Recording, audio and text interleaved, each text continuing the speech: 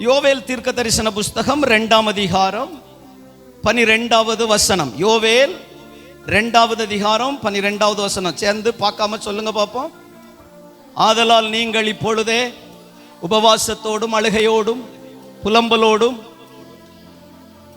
உங்கள் முழு இருதயத்தோடும் என்னிடத்தில் திரும்புங்கள் என்று கர்த்தர் சொல்லுகிறார். ஆண்டவருடைய அழைப்பு என்ன அப்படின்னா, உபவாசம் இருக்க வேண்டும் என்கிற அழைப்பு. ஸ்தோத்திரம். உபவாசம் ஏன் இருக்க வேண்டும், அதனுடைய அவசியம் என்ன என்பதைத்தான் இந்த நாட்களிலே நாம் படித்து வருகிறோம். கர்த்தருக்கு மகிமை உண்டாவதாக. அப்போ போன வாரத்தில் கடைசியாக கொர்நேலியுவினுடைய உபவாசத்தை குறித்து நான் உங்களோடு பேசினேன். ஸ்தோத்திரம். கொர்நேலியுவினுடைய உபவாசம், அவனுடைய உபவாசம் என்ன செய்தது, அந்த உபவாசத்தின் அவசியம் என்ன என்று 5 காரியங்களை நான் உங்களுக்கு காட்டி கொடுத்தேன். 5 4 தான் காட்டி கொடுத்தேன். சரி, இன்னும் 2 இருக்கு, அதை விட்டுருவோம்னா மொத்தமா விட்டுறது இல்லை, இப்போதைக்கு அதை விட்டுருவோம். இப்ப நம்ம ஸ்தோத்திரம் நெகேமியாவின் காலத்தில் இஸ்ரவேல் ஜனங்களுடைய உபவாசத்துக்கான காரணம் என்ன அப்படின்னு ஒரு 8 குறிப்பு நான் உங்களோட பேசினேன். இன்றைக்கு நெகேமியா உபவாசித்தான், அவனுடைய உபவாசத்துக்கான காரணம் என்னன்னு நம்ம படிக்க போறோம். நெகேமியாவினுடைய உபவாசத்துக்கான காரணம் என்ன அப்படின்னு படிக்கணும். ஸ்தோத்திரம். என்ன, ஏற்கனவே நெகேமியா புத்தகத்தில் என்ன படிச்சோம் அப்படின்னா, நெகேமியா 9:1 அதிகாரத்திலிருந்து 8 காரியங்களை உங்களுக்கு காட்டி கொடுத்தேன். ஸ்தோத்திரம். இஸ்ரவேல் ஜனங்கள் ஏன் உபவாசம் இருந்தார்கள் அப்படின்னு 8 காரியங்களை படிச்சோம். இன்னைக்கு நெகேமியா ஏன் உபவாசம் இருந்தாரு, 4வது வசனத்தை ஒருவர் படியுங்கள். நெகேமியா 1ஆம் அதிகாரம் 4வது வசனம். இந்த வார்த்தைகளை கேட்டபோது நான் உட்கார்ந்து அழுது சில நாளாய் துக்கித்து உபவாசித்து மன்றாடி பரலோகத்தின் தேவனை நோக்கி பரலோகத்தின் தேவனாகிய கர்த்தாவே உம்மில் அன்பு கூர்ந்து உம்முடைய கற்பனைகளை கைக்கொள்ளுகிறவர்களுக்கு உடன்படிக்கையையும் கிருபையையும் காக்கிற மகத்துவமும் பயங்கரமுமான தேவனே, இஸ்ரவேல் புத்திரருக்காக இரவும் பகலும் உமக்கு முன்பாக மன்றாடி என்று சொல்லுகிறான். ஆண்டவருக்கு மகிமை உண்டாவதாக. நெகேமியா இப்படி சொல்லுகிறார். இந்த வார்த்தைகளை நான் கேட்ட பொழுது உட்கார்ந்து அழுது துக்கித்து உபவாசித்து மன்றாடினேன். என்னெல்லாம் செஞ்சாரா நெகேமியா? துக்கித்து இல்லையா, முதல்ல உட்கார்ந்து அழுது துக்கித்து உபவாசித்து மன்றாடினான். மறுபடியும் சொல்லுங்க. உட்கார்ந்து அழுது துக்கித்து உபவாசித்து மன்றாடி. ஸ்தோத்திரம். அரண்மனையில ராஜாவுக்கு பானபாத்திரக்காரனா இருந்தான். 1வது வசனத்தை 2ஆம் அதிகாரத்தின் 1வது வசனத்தை படிச்சு பாருங்க. அர்த்தசஷ்டா ராஜாவின் 20ஆம் வருஷம் நிசான் மாதத்திலே திராட்சரசம் ராஜாவுக்கு முன்பாக வைத்திருக்கையில் நான் அதை எடுத்து அவருக்கு கொடுத்தேன். யாரு கொடுத்தது? யாரு? நெகேமியா. இப்போ நெகேமியாக்கு வேலை ராஜாவுக்கு திராட்சரசம் எடுத்து கொடுக்கிற வேலை, பானபாத்திரக்காரன். நல்ல வேலை, அரசாங்க வேலைன்னு சொல்லலாம். நம்ம ஊர்ல அரசாங்க வேலை, கவர்மெண்ட் ஜாப், அரண்மனையில. கர்த்தருக்கு ஸ்தோத்திரம். அவன் திடீர்னு ஒரு நாள் தேவ சமூகத்துல உபவாசிக்க ஆரம்பித்தான், அழ ஆரம்பித்தான், புலம்ப ஆரம்பித்தான். ஏன் நெகேமியா உபவாசித்து அழுது ஜெபித்தார்? 3 காரியம் சொல்ல விரும்புறேன். 3வது வசனத்தை ஒருவர் வாசியுங்கள். 1ஆம் அதிகாரம் 3வது வசனம். அதற்கு அவர்கள் சிறையிருப்பில் மீந்திருக்கிறவர்கள் அந்த அந்த தேசத்திலே மகா தீங்கையும் நிந்தையும் அனுபவிக்கிறார்கள் என்கிற இந்த வார்த்தைகளை கேட்டபோது நம்பர் ஒன் முதல் விஷயம், ஏன் நெகேமியா உபவாசம் இருந்திருக்கார் தெரியுமா? சிறையாக்கப்பட்டு போன ஜனங்கள், ஸ்தோத்திரம், இந்த நெகேமியா விடுதலை ஆவதற்கு முன்னே, இந்த நெகேமியா விடுதலை ஆவதற்கு முன்னே சிறையில இருக்கும் போதே, பாபிலோன்ல இருக்கும் போதே இந்த நெகேமியா ஒரு செய்தியை கேட்கிறான். என்ன செய்தியை கேட்கிறான்? ஜனங்கள் இன்னும் தீங்கு அனுபவிக்கிறார்கள். ஸ்தோத்திரம். என்ன கேள்விப்படுகிறான்? ஜனங்கள் இன்னும் தீங்கும் நிந்தையையும் அனுபவிக்கிறார்கள். இந்த வார்த்தையை கேட்ட உடனே நெகேமியா உட்கார்ந்து அழுது உபவாசித்து மன்றாடினான் அப்படின்னு வசனம் சொல்லுது. அப்ப நான் ஏன் உபவாசம் இருக்கணும் அப்படின்னா, இந்த தேசத்துல, இந்த உலகத்துல அல்லது சபைக்குள்ளால தீங்குகளையும் நிந்தைகளையும் அனுபவிக்கிற மக்கள் ஏராளம் இருக்கிறார்கள்.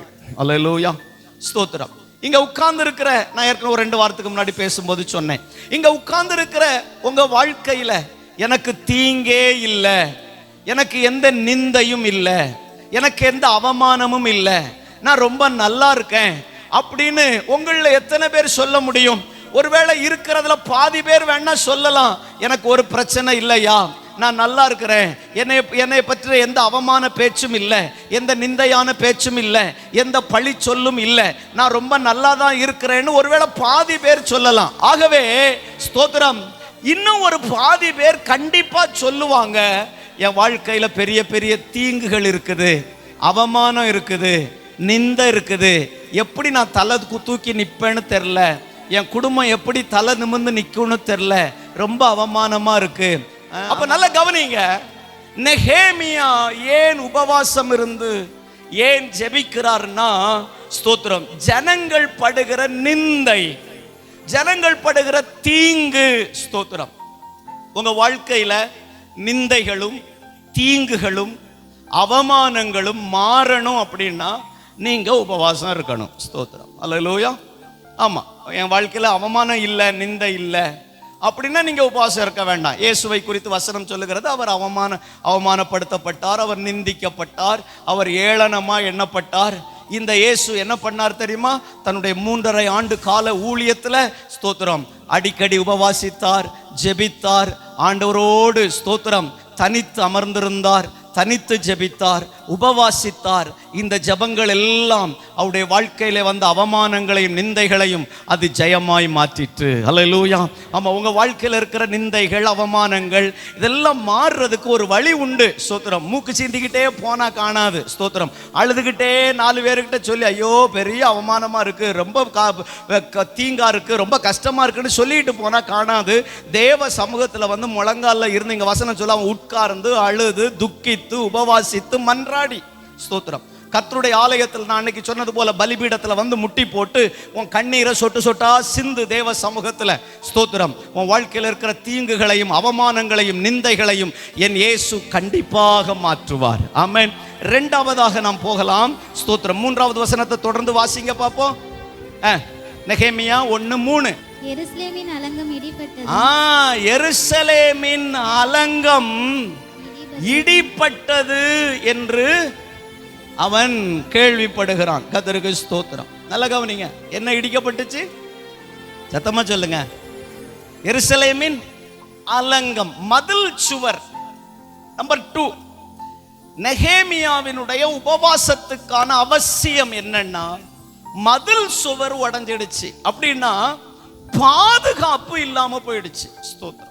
உனக்கு ஒரு பெரிய பாதுகாப்பின் மதில் சுவர் உன்னைய சுற்றி எப்போதும் இருக்கணும்னா உனக்கு உபவாச ஜெபம் மிகவும் முக்கியமான ஒன்று. ஸ்தோத்திரம். அல்லேலூயா. ஆண்டவர் உங்களுக்கு பிள்ளைகளை தந்திருக்கிறாரு, பேர பிள்ளைகளை தந்திருக்கிறாரு. கர்த்தருக்கு கோடி ஸ்தோத்திரம். அப்ப ஏன் உபவாசிக்க வேண்டும்? இல்ல, இன்னைக்கு தேதி 15, இன்னும் ஒரு 15 நாள் நமக்கு இருக்கு. இன்னைக்கு 14 இல்ல, இன்னும் ஒரு 15 நாள் இருக்கு, இந்த வருஷம் முடிய போகுது. நெகேமியாவினுடைய உபவாசத்துக்கான அவசியம் என்னன்னா, பாதுகாப்பு என்னும் மதில் சுவர் இடிக்கப்பட்டதுனால அவன் அதை கேட்டு உட்கார்ந்து அழுது உபவாசித்து துக்கித்து மன்றாடினான் என்று சொல்லப்பட்டிருக்கிறது. என்னை கேட்கிற கர்த்தருடைய பிள்ளையே, நமக்கு பாதுகாப்பு இருக்கா? உங்களுக்கு பாதுகாப்பு இருக்கா? உங்க பிள்ளைக்கு பாதுகாப்பு இருக்கா? ஸ்கூலுக்கு போகுது வருது, வேலைக்கு போறோம் வர்றோம், நமக்கு பாதுகாப்பு இருக்கா? வந்தா உண்டு இல்ல, அப்படித்தானே சொல்லுவோம். நம்பிக்கை இல்லாத இந்த உலகம், ஸ்தோத்திரம், வந்தா உண்டு. என்ன நடக்கும், எப்ப நடக்கும் ஒண்ணும் தெரியாது. நியூஸ பாருங்க, என்னென்னலாமோ நடக்குது. அதெல்லாம் பார்க்கும்போது கேட்கும்போது பயமா இருக்கு. நம்ம வீட்லயும் பிள்ளைங்க இருக்காங்க, நம்ம சபையிலையும் பிள்ளைங்க இருக்காங்க. இவர்களுக்கெல்லாம் பாதுகாப்பு யார்? கர்த்தர் மாத்திரம்தான். அந்த பாதுகாப்பு நம்ம பிள்ளைகளை சுற்றிலும் இருக்க வேண்டுமானால் நம்ம தேவ சமூகத்துல உபவாசித்து ஜெபிக்கிற பழக்கம் நமக்கு இருக்கணும். ஆமென். ஆமா, நீங்க உங்க பாட்டுக்கு உபவாசம் இருந்துகிட்டே இருங்க. கர்த்தர் எப்படி காக்கணுமோ அப்படி உங்களை காப்பார். அல்லேலூயா, ஸ்தோத்திரம். ஆமா, ஒரு 2 வாரத்துக்கு முன்னாடி நினைக்கிறேன், என் மகளுக்கு ஞாபகம் இருக்கான்னு தெரியல, அவ கவனிச்சாளான்னு தெரியல, நானும் என் பிள்ளையும் ஞாயிற்றுக்கிழமை நைட்டு லால்பேட்டைக்கு போறோம். கார்ல போறோம், நாங்க 2 பேர் தான் போறோம். என் முன்னாடி சைட்ல அவ உட்காந்துருக்கிறான். கை காட்டியில நான் ரைட் எடுக்கணும், சேத்தியா தோப்பு ரூட்டுக்கு எடுக்கணும். ரைட்டு தானே அது? ரைட் எடுக்கணும். லேசா மழை பெஞ்சுக்கிட்டு இருக்கு, சரியான லைட் வெளிச்சம் இல்லை. கண்ணை மூடி திறக்கிறதுக்குள்ளால ஒரு லாரிக்காரன் வந்துட்டான். எங்கேருந்து? நேரா மன்னார்குடி அந்த பாலத்துல இருந்து நேரா வர்றான். லாரி வந்ததை நான் கவனிக்கவே இல்லை. லாரி வந்தது எனக்கு தெரியவே இல்லை. கார்ல லெஃப்ட்ல பார்த்துக்கிட்டு தான் ரைட்டு திருப்புறேன். நான் பார்க்கும்போது வண்டி வந்ததை எனக்கு தெரியல. ஏன்னா மழை பெய்ஞ்சுக்கிட்டு இருக்கு, வைப்பர் போட்டுட்டு இருக்கிறோம், கிளாஸ் எல்லாம் ஏத்தி இருக்குது. அவனும் லாரிக்காரனும் அவன் ஷட்டர் எல்லாம் போட்டிருக்கிறான், பழைய லாரி, அவன் ஷட்டர் போட்டிருக்கான். அவனுக்கும் நான் வந்தது அவனுக்கு தெரியல.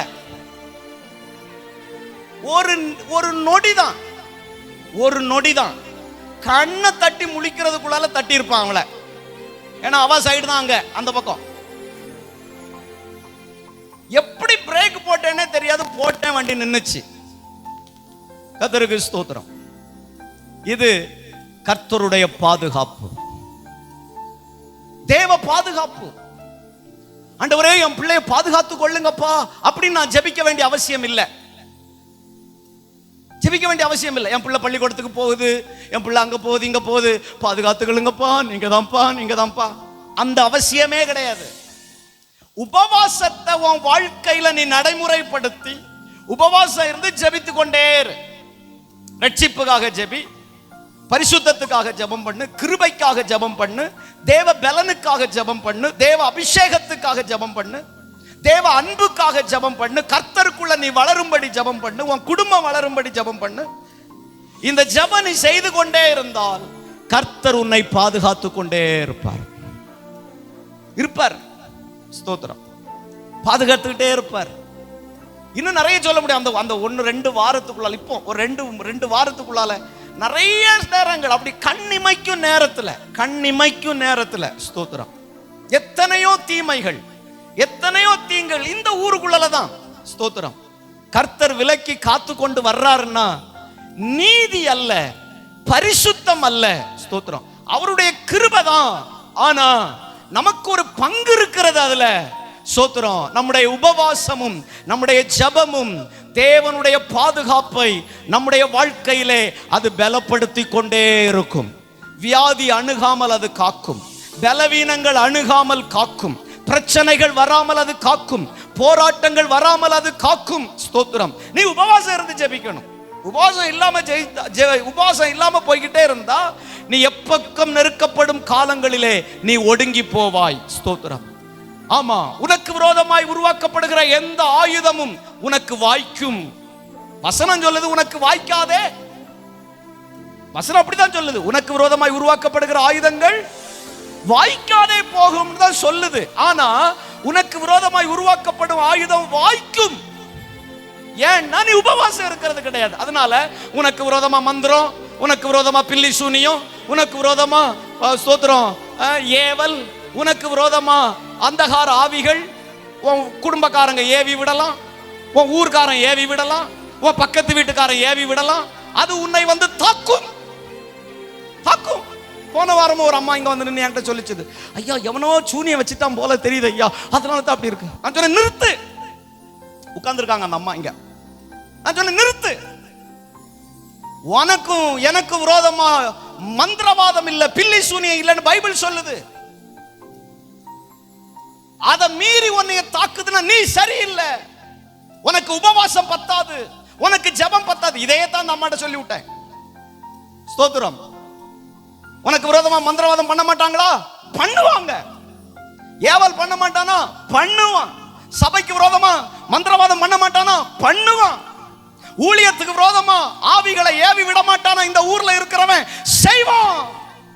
ஆனால் அது ஒன்றும் உன்னை சேதப்படுத்தாமல் இருக்க வேண்டுமானால் உபவாசமும் ஜெபமும் மிகவும் முக்கியமான ஒன்று.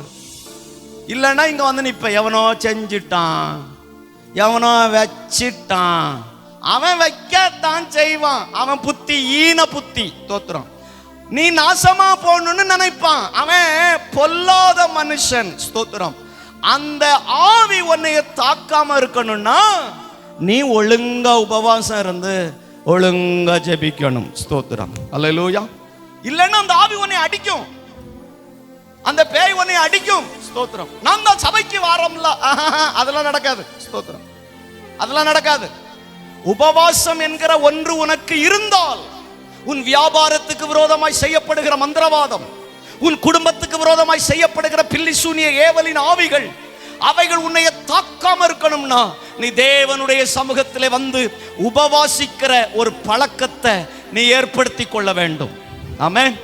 அப்படி ஏற்படுத்தினால் உன்னை சுற்றிலும் ஒரு மதில் சுவர் கர்த்தர் உனக்காக ஏற்படுத்தி வைப்பார். ஆமென்.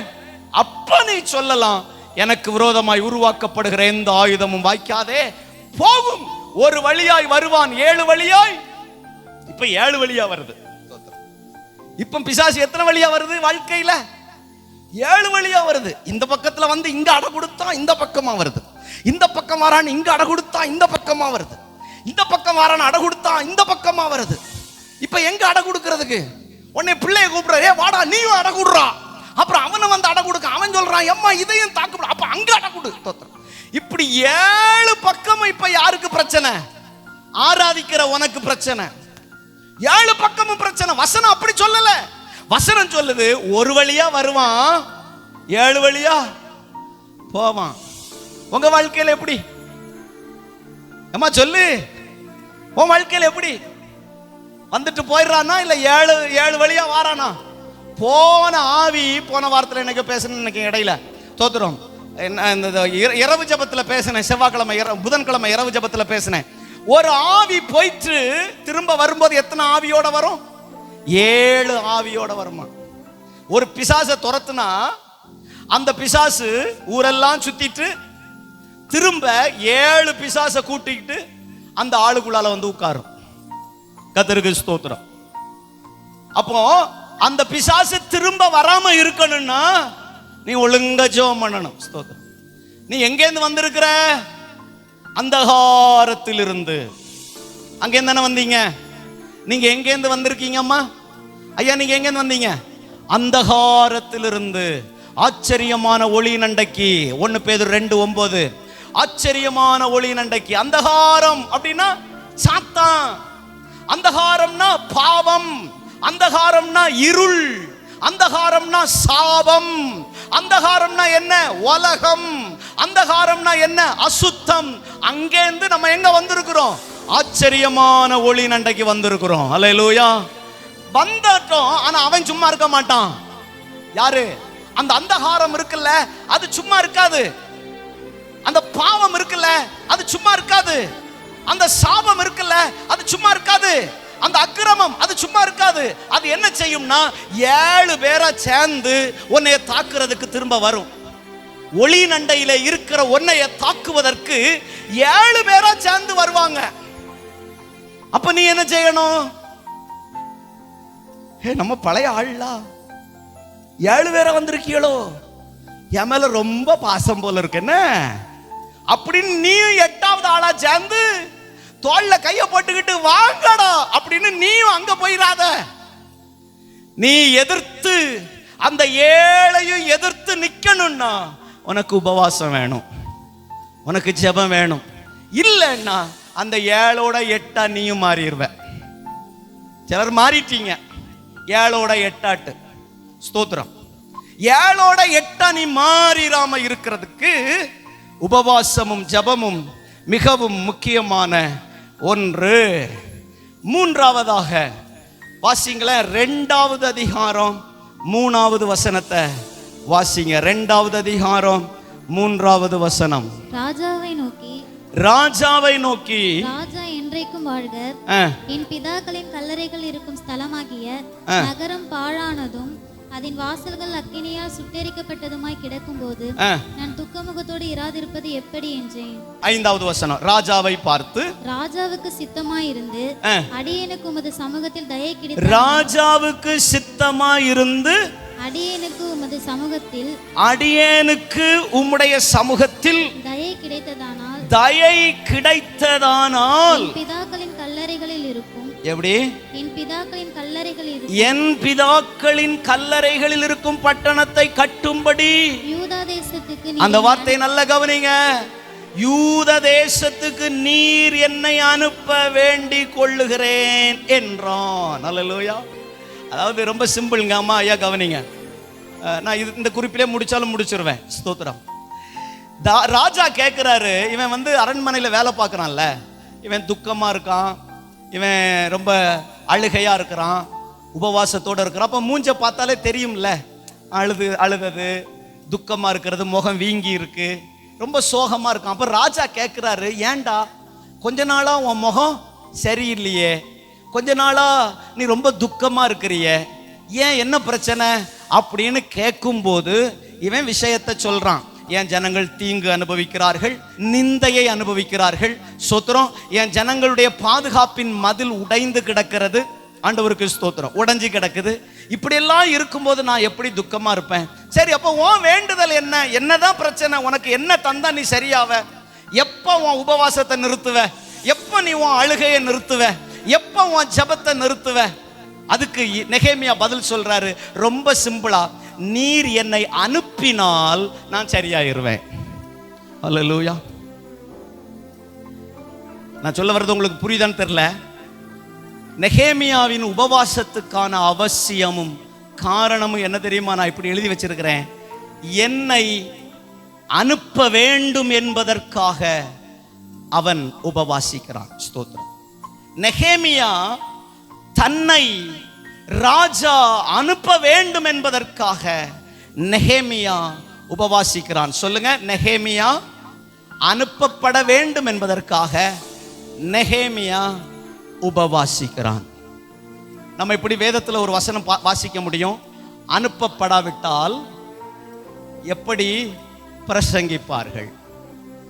பிரசங்கிக்காவிட்டால் எப்படி கேள்விப்படுவார்கள்?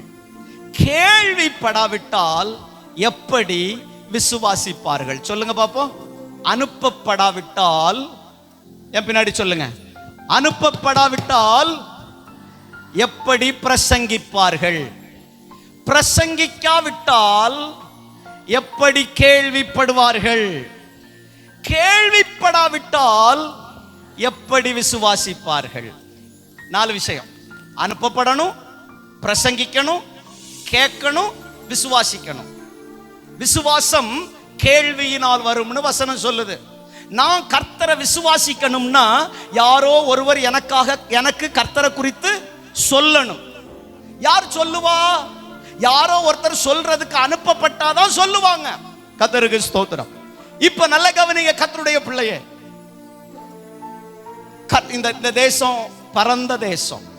இந்த தேசம் சமீபத்தில் ஒரு நியூஸ் சொல்லிட்டு இருந்தாங்க, பாலிமர்லயோ சன்லயோ ஒரு நியூஸ் சொன்னாங்க. 2025 2040 நினைக்கிறேன், 2040 60 ஏதோ ஒரு வருஷம் சொன்னாங்க. இந்த வருஷம் வரும்போது இந்தியாவின் மக்கள் தொகை 200 கோடியா இருக்குமா? அல்லேலூயா. எத்தனை கோடி? 200 கோடி. உலகத்திலேயே அதிக மக்கள் தொகை உள்ள தேசத்துல 2வது இடத்துல நம்ம தேசம் இருக்கு. இன்னும் சீக்கிரமா சைனா தான் முதல்ல இருக்கு. இன்னும் சீக்கிரம் நம்ம தேசம் இடத்துக்கு போயிரும். அவ்வளவு ஜனங்கள் நிரம்பின இந்த தேசத்துல இன்னும் 5%, இன்னும் ஒரு 7% மாத்திரமே இயேசுவை அறிந்து ரட்சிக்கப்பட்டு ஆண்டவரை ஆராதிக்கிற ஒரு கூட்டமாய் இந்த இந்திய தேசத்துல இருக்கிறது. 100 பேர்ல 0.5 தோத்திரம். 100 கோடியில 5%, 2.5% தான் கவர்மெண்டுடைய கணக்கு.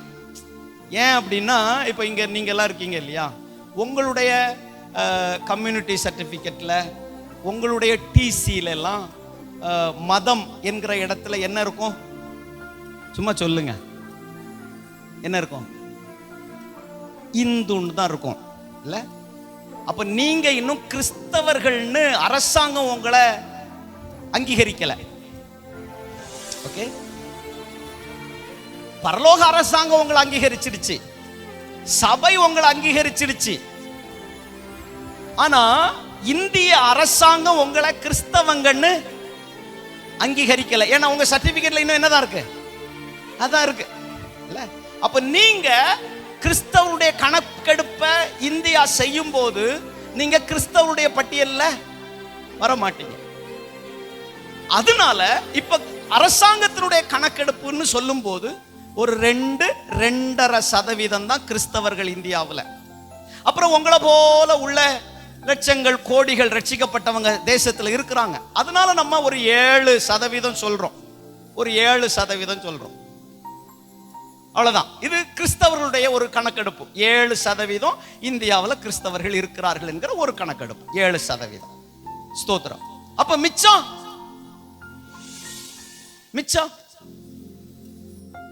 யாரோ செய்யட்டும் என இப்படி நெகேமியா நினைத்திருந்தால் தேவ பிள்ளையே 52 நாளையில அலங்கம் கட்டப்பட்டிருக்கவே முடியாது.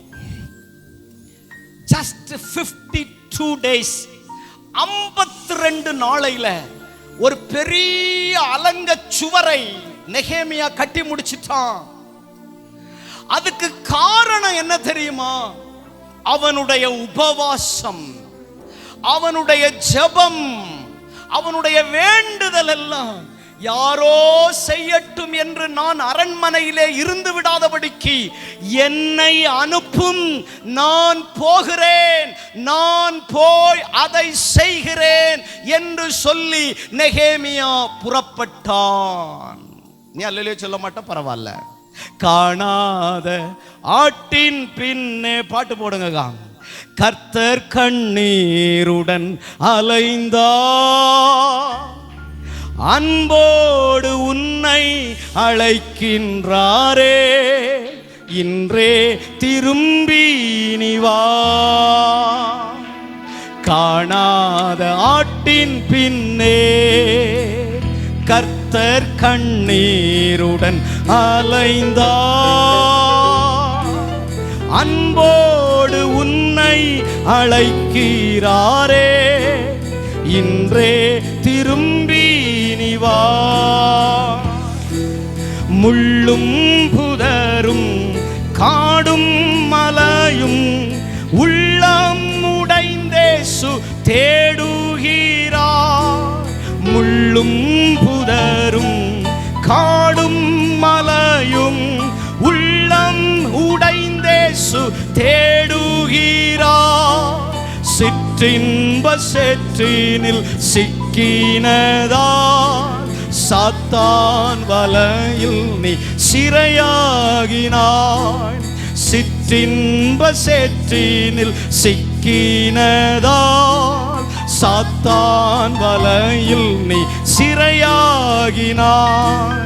காணாத சத்தமா பாடணும். கர்த்தர் கண்ணீருடன் அலைந்தார், அன்போடு உன்னை அழைக்கிறாரே. இன்றே திரும்பி நீ வா, அன்போடு உன்னை அழைக்கிறாரே. இன்றே திரும்பி நீ வா. சுத்த இதயம் வேண்டாம் என்றெண்ணி கர்த்தரின் அன்பை நீ சந்தேகித்தாய். சுத்த இதயம் வேண்டாம் என்றெண்ணி கர்த்தரின் அன்பை நீ சந்தேகித்தாய். யோனாவை போல நீ போனாயல்லோ, இயேசு பரன் வாக்கு வெறுத்தாயல்லோ. யோனாவை போல நீ போனாயல்லோ, வெறுத்தாயல்லோ. அல்லேலூயா. கர்த்தருடைய பிள்ளையே, நீ போகாவிடில் வேறு யார் போவா? இன்னும் ஒரு பண்டிகை காலம் நமக்கு வருகிறது. இன்னும் ஒரு வருஷமும் உன்னை விட்டு கடந்து போக போகிறது. இந்த வருஷமும் இருக்கட்டும் என்று சொல்லி ஒவ்வொரு வருஷத்தையும் உனக்கு தன்னுடைய கிருபை நிமித்தம், தன்னுடைய இரக்கத்தின் நிமித்தம் ஒவ்வொரு வருஷத்தையும் உனக்கு கூட்டி கொடுத்து கொண்டே இருக்கிறார்.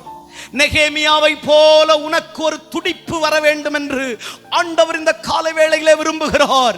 நானும் போக விரும்புகிறேன் என்று சொன்ன நெகேமியாவை போல எங்கேயோ சிலர் பாதுகாப்பற்று, எங்கேயோ சிலர் வேதனையில், எங்கேயோ சிலர் கண்ணீரில், எங்கேயோ சிலர் துக்கத்தில், எங்கேயோ சிலர் பிரச்சனையில், எங்கேயோ சிலர் போராட்டத்திலே இந்த உலகத்திலே இருக்கிறார்களே.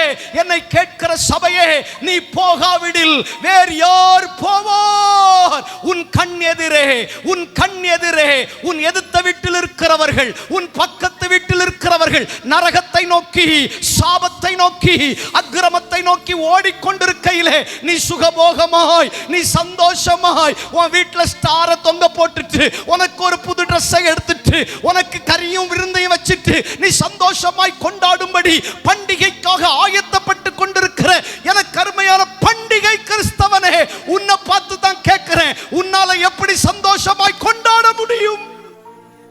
உன்னால எப்படி சந்தோஷமா கொண்டாட முடியும்? உன் பக்கத்து வீட்டுக்காரன் இன்னும் ரட்சிக்கப்படல, உன் எதிர்த்த வீட்டுக்காரன் இன்னும் ரட்சிக்கப்படல, உன் வீட்டுக்குள்ள இருக்கிறவனை ரட்சிக்கப்படல. உனக்கு எப்படி கிறிஸ்துமஸ சந்தோஷமா கொண்டாட முடியும்? நெகேமியாவுக்கு ஒரு பெரிய பாரம் இருந்தது. எனக்கு நல்ல வேலை, எனக்கு அரண்மனையில தான் வேலை, எனக்கு நல்ல சம்பாத்தியம், எனக்கு நல்ல வருமானம். Why I want to get a burden of his people. நான் ஏயா அந்த பிள்ளைகளுக்கான பாரத்தை சுமக்கணும்? நான் ஏன் சுமக்கணும்? நான் ஏன் பாட்டுக்கு எனக்கு கிடைக்கிற கஞ்சியை குடிச்சுக்கிட்டு, எனக்கு கிடைக்கிற வேலையை செஞ்சுக்கிட்டு, எனக்கு கிடைக்கிற சம்பாத்தியத்தை நான் வாங்கிக்கிட்டு சேமிச்சு வச்சுக்கிட்டு என் பிள்ளைகளுக்கு, என் பேர பிள்ளைகளுக்குன்னு நான் என் பாட்டுக்கு டெபாசிட்ல போட்டு சேமிச்சு வச்சுக்கிட்டு நான் என் பாட்டுக்கு வாழலாமே? அப்படி நெகேமியா செய்யல. நெகேமியா என்ன சொன்னான்னா, என் ஜனங்கள் தீங்கு அனுபவிக்கிறார்கள், என் ஜனங்கள் நிந்தையை அனுபவிக்கிறார்கள், என் ஜனங்கள் மதில் இல்லாத ஊர்ல இருக்கிறாங்க, என் ஜனங்களுக்கு பாதுகாப்பு இல்ல. I want to go. நான் போக வேண்டும், எனக்கு பெர்மிஷன் வேண்டும் ராஜா. ஹல்லேலூயா. எனக்கு பெர்மிஷன் வேணும், நான் போகணும். என்னை நீர் அனுப்பாதது வரைக்கும் என் சாப்பாட்டுல நான் கை வைக்க மாட்டேன். எனக்கு நீர் பெர்மிஷன் தர்றது வரைக்கும் நான் இங்க இருந்து கிளம்ப மாட்டேன். நீர் எனக்கு அனுமதி தராதது வரைக்கும் என் துக்க முகத்தை நான் மாற்ற போறதில்ல.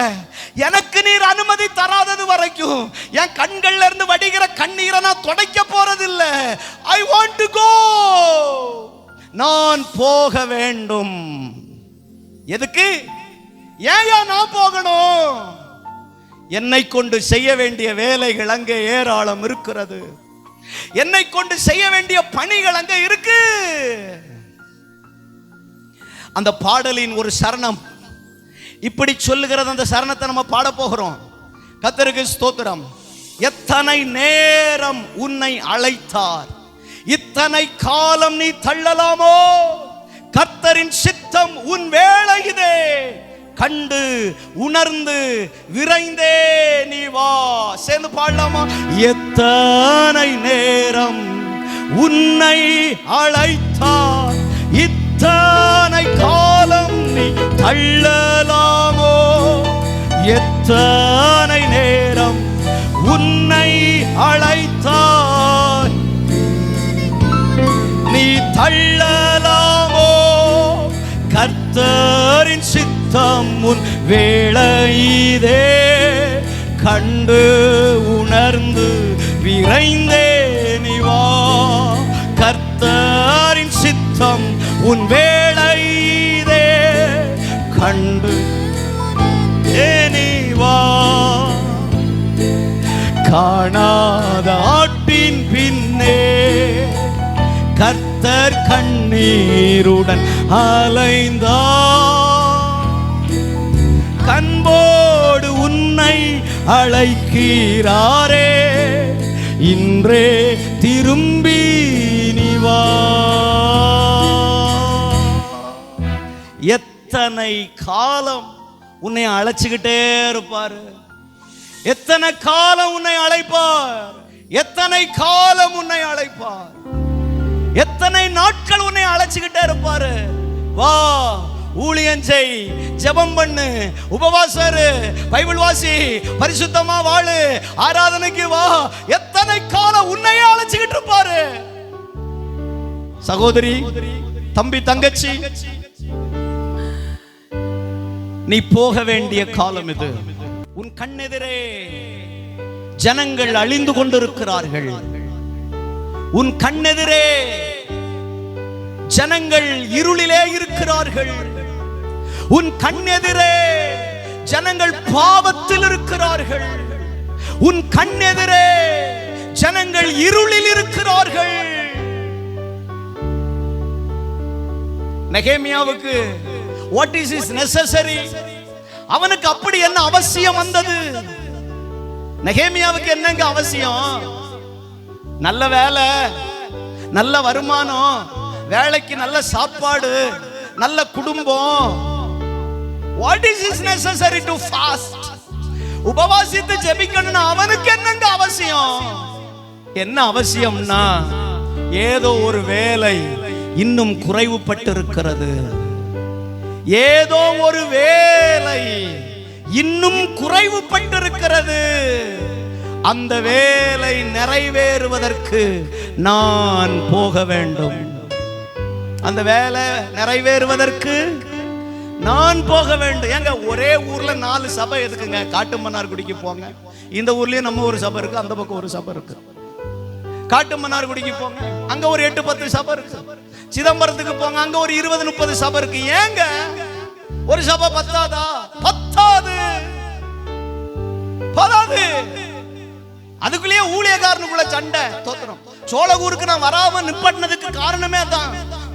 முறை சோழகூருக்கு போனும் போது அங்க ஒருத்தர் வந்துட்டார் பைக் எடுத்துக்கிட்டு. என்னக்கா உங்களுக்கு ஞாபகம் இருக்கா?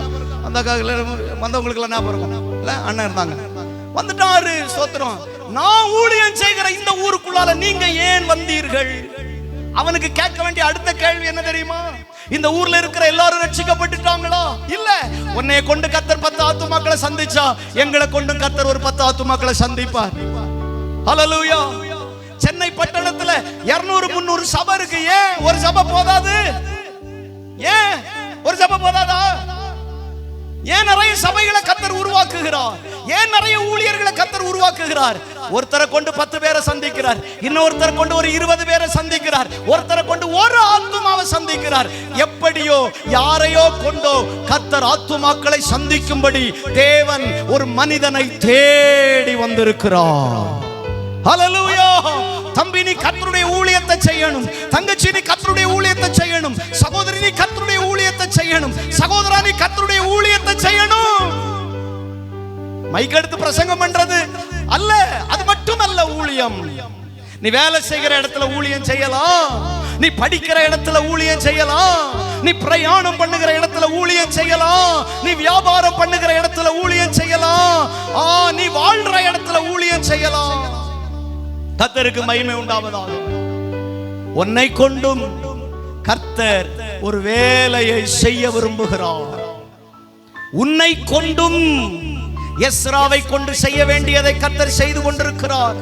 நான் நினைக்கிறேன் ஏற்கனவே இதை நான் ஒரு முறை பேசி இருக்கிறேன் நினைக்கிறேன். ஸ்தோத்திரம். ஏற்கனவே எஸ்ராவை கொண்டு சில வேலைகளை செய்திருக்கிறார். ஏற்கனவே செருபாபேலை கொண்டு சில வேலைகளை செய்கிறார். ஏற்கனவே உனக்கு முன்னே ரட்சிக்கப்பட்ட நிறைய பேரை கொண்டு நிறைய வேலையை செஞ்சிட்டாரு. இங்கே சாட்சியின் கூடாரம் வருவதற்கு முன்னே இந்த கிராமங்களிலே ஏராளமான பரிசுத்தவான்கள் சுற்றி சுற்றி சுற்றி கைப்பிரதிகளை கொடுத்து விட்டார்கள். சுற்றி சுற்றி சுற்றி ஆண்டவருடைய ஊழியத்தை செய்து முடித்து விட்டார்கள். ரட்சிக்கப்பட்டாங்களா? எல்லாரும் ரட்சிக்கப்பட்டாங்களா? இல்ல. நம்மளே இந்த வருஷம் 20 கிராமத்துக்கு சுவிசேஷம் சொல்றதுக்கு ஆட்களை வைத்து சுவிசேஷ ஊழியம் நடந்துச்சு. 30-40 வருடங்களுக்கு முன்னே சிதம்பரத்தில் இருக்கிற சில ஊழியர்கள், மன்னார்குடியில மாரநாதா பாஸ்டர், பாக்கியவான்கள் திருச்சபையில் உள்ள போதகர் மரித்து போனார்.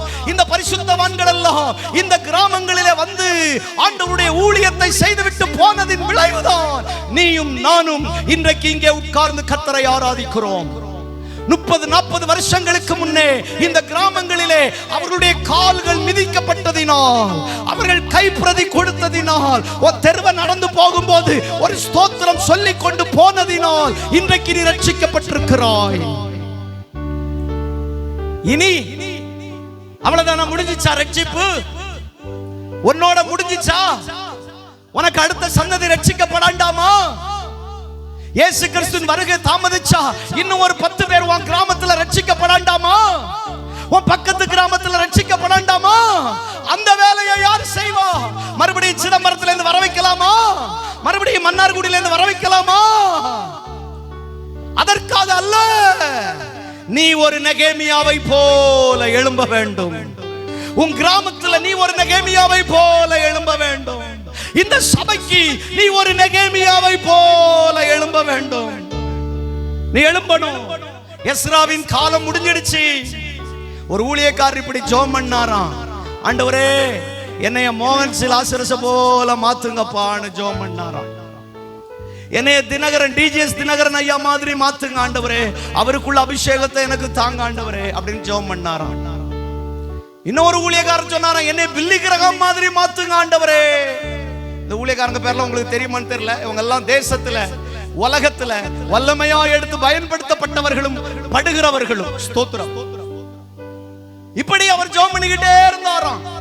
என்னை ஜான் நாக்ஸ் மாதிரி மாத்துங்க ஆண்டவரே, என்னை வில்லியம் கேரி மாதிரி மாத்துங்க ஆண்டவரே. ஆண்டவர் தட்டி சொன்னாராம், முட்டாள், எனக்கு ஒரு வில்லியம் கேரி தேவைப்பட்டது, நான் வில்லியம் கேரியை பயன்படுத்தினேன். எனக்கு ஒரு டிஜிஎஸ் தேவைப்பட்டாரு, அவரை நான் பயன்படுத்தினேன். எனக்கு இப்ப டிஜிஎஸ் வேண்டாம், வில்லியம் கேரியும் வேண்டாம், எனக்கு நீதான் வேண்டும் என்று சொன்னார். ஹல்லேலூயா.